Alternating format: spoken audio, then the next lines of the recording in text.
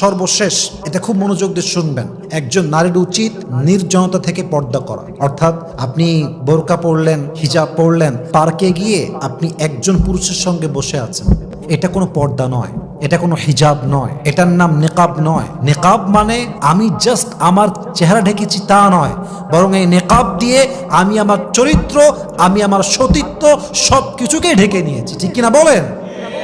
আল্লাহ রসুল বলেছেন, লা ইয়াখলুওয়ান্না রাজুলুন বিইমরাতিন ইল্লা ওয়া মাআহা যু মাহরামিন। একজন পুরুষ যেন নারীর সঙ্গে একাকিত্ব সময় না কাটায়, একজন নারী যেন পুরুষের সঙ্গে একাকিত্ব সময় না কাটায়, যদি সে আপনার মাহরাম হয়ে যায়, স্বামী হয়ে যায়, দ্যাটস ডিফারেন্ট, সারা জীবন থাকে না এক রুমে।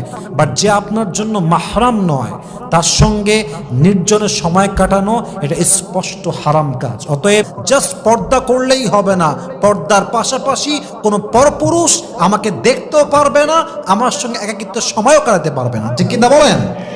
আল্লাহ প্রত্যেকটা নারীকে এই 6টা রুলস অ্যান্ড রেগুলেশনস মেনে চলার তৌফিক দান করুক। আমরা সকলেই জবান খুলে দিল খুলে পড়ছি আমিন।